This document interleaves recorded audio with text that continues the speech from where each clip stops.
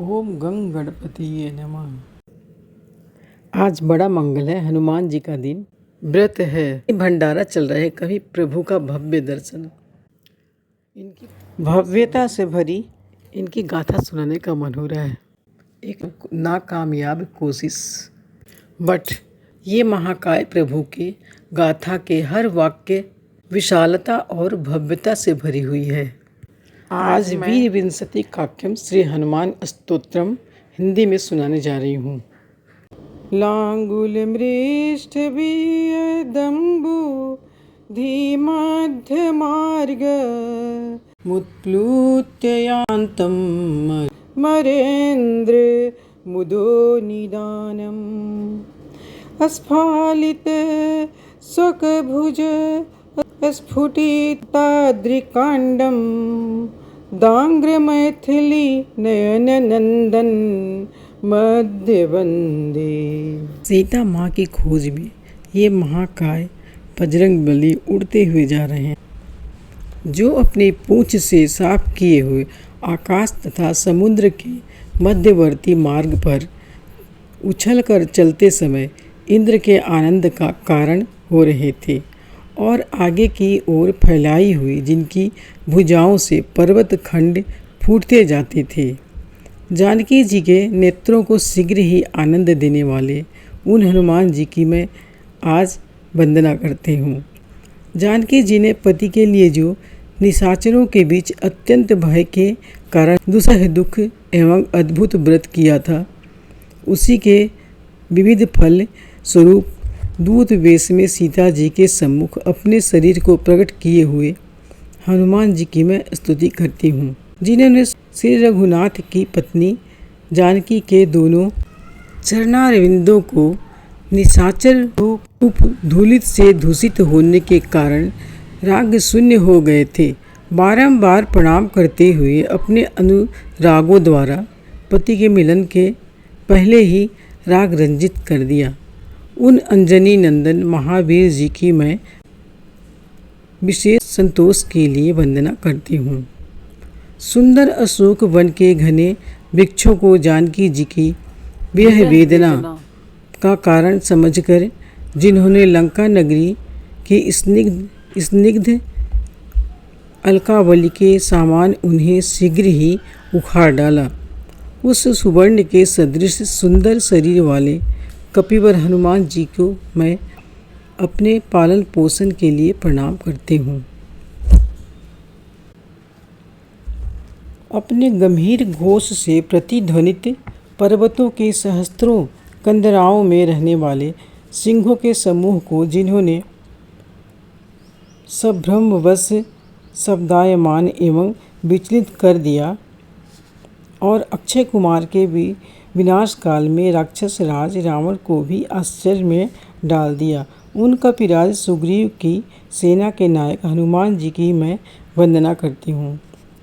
लीला से ही महासागर को लांघ जाने पर भी जो तीव्र गति से घूमती हुई गदा द्वारा राक्षसों के क्षत विक्षत होने पर अपने आनंद समुद्र को अपार सा देख रहे थे, उन अक्षय कुमार के मार्केश रूप महावीर जी को मैं प्रणाम करती हूँ, जिन्होंने इंद्रजीत मेघनाथ के हठात फेंके हुए पास बांध को ब्रह्मा जी के अनुरोध की भांति तत्काल ग्रहण कर लिया और रुद्र का अवतार होने पर भी जो रावण की विशाल दृष्टि के संकोच का कारण बन गए, उन उदार वानर वीर को मैं भजती हूँ, जो अभिमान से ऊपर उठे हुए रावण के मस्तकों पर देदीप्यमान किरीटों में अपने प्रतिबिंब को देखकर उसमें अपने भुजयंत्र द्वारा पीसे जाने वाले रावण के शरीर के रक्तपात की अपेक्षा रखने वाली अपनी छाती की ओर निहारते हुए प्रसन्न हो रहे थे, उन्हें मैं प्रणाम करती हूँ। देवताओं के समान पराक्रम रखने वाले अक्षय कुमार आदि वीरों के नाश जनित क्रोध से ही मानो जिसने शीघ्र ही बदला लेने के लिए चंद्रहास नामक तलवार उठा ली है, उस 10 शीश रावण के शरीर का गंभीर मेघ गर्जना को भी मूक बनाने वाले अपने भयंकर सिंहनाद से स्तंभन करते हुए हनुमान जी को प्रणाम करता हूँ, जो अपने किए हुए प्रचुर पराक्रमों द्वारा विजय की आशंसा से युक्त श्री रामचंद्र जी के तेज का वर्णन कर रहे हैं और दूत धर्म में प्राप्त होने के समन्वय का अथवा समस्त शास्त्रों के अन्वय का उपदेश करते हैं। उन राजा सुग्रीव की सेना के प्रथम सेनापति वीर की मैं वंदना करती हूँ। उचित उपदेश दे चुकने पर जिनकी पूंछ में निशाचर राज रावण का कोपानल ही उनकी दंभ से अंधी हुई बुद्धि के सहारे बढ़कर लंका को जलाने की इच्छा से वहाँ कूद पड़ा था, उसी हनुमान जी का मैं वर्णन करता हूँ। उनकी तनी हुई पूंछ के किनारे अग्नि लगी थी, उससे समस्त लंका नगरी अत्यंत वेग से जल रही थी। बाहर निशाचर कुल का करुण क्रंदन मचा हुआ था। उस समय ऐसा जान पड़ता था मानो अग्नि ज्वाला से झुलसते हुए घर ही बाहर निकलकर रो रहे हैं। ऐसे लंका में चारों ओर दौड़ते हुए हनुमान जी को मैं प्रणाम करती हूँ। प्रसाद शिखर पर रहने वाले तोता और कबूतर आदि पक्षी जलते हुए जब आकाश में उड़ते थे तो ऐसा मालूम होता था मानो उन दग्ध होने वाले गृहों के प्राणी ही मूर्तिमान होकर स्वर्ग में जा रहे हैं। उन पक्षियों से क्षण भर घिरकर ऊपर उठी हुई ज्वालाओं वाली पूंछ धारण किए, जिनकी शोभा पीताम्बरधारी भगवान विष्णु को पीठ पर चढ़ाकर अपना समूह साथ लिए विचरने वाले पक्षी गज गरुड़ की सी हो रही थी। उन हनुमान जी की मैं स्तुति करती हूँ।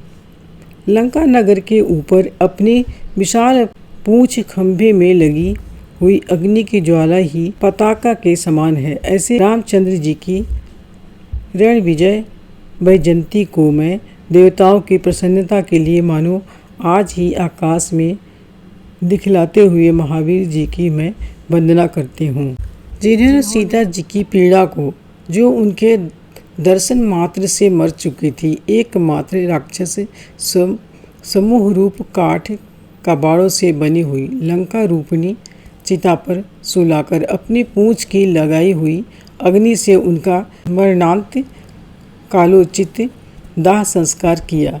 वे हनुमान जी हमारी प्रसन्नता के कारण हों। वैदेह नंदिनी सीता की शुद्धि के लिए श्री रामचंद्र जी के प्रति प्रेम के एकमात्र साक्षी पद पर स्थित पावक को मानो समुद्र के यहाँ धरोहर रखने के निमित्त उसमें कूद पड़ने वाले वायुनंदन को मैं भजती हूँ। राक्षसों के साथ संग्राम में तृप्त न होने के कारण क्रोध एवं अशांति से जो विशेष रक्त वर्ण हो गए हैं, अक्षय कुमार के संहार काल के कार्यों से जिनकी दक्षता का अनुमान किया जा चुका है तथा जो प्रभात समय के प्रभामय सूर्य के किरणों के समान कांतिवान हैं, लंका को भय देने वाले उन भगवान हनुमान जी की मैं स्तुति करती हूँ।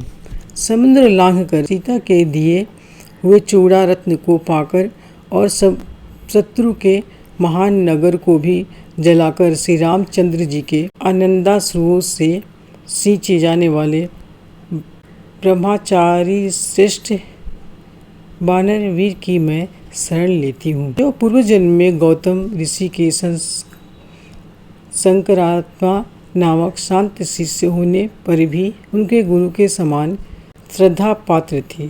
शंकर जी के प्राण वायु से जिनका प्रादुर्भाव हुआ है, जो हरि वानर भाव को प्राप्त होकर भी हरि विष्णु की भांति शंकर जी के हार्दिक प्रेमी हैं तथा बुद्धि, धैर्य और शास्त्र के वैभव में जिनकी कहीं समता नहीं है, उन हनुमान जी की मैं शरण लेती हूँ, जिन्होंने आशुतोष उमानाथ को कंधे पर चढ़ाकर अपनी लोकोत्तर गायन शैली से उन्हें प्रसन्न किया और उनसे पाने योग्य उत्तम वरों को भी प्राप्त कर लिया। मैं उन परम वैभव भगवान वानर वीर की स्तुति करती हूँ।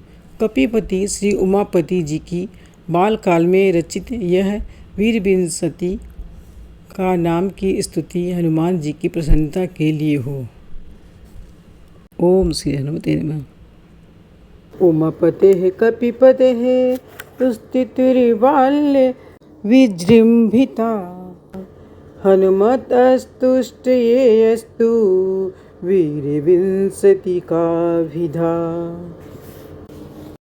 इति श्री कविपत्युपनाम कोमापति शर्मे द्विवेदित विरचितम् वीरविंशतिकाख्यं श्री हनुमान स्तोत्रम संपूर्णम।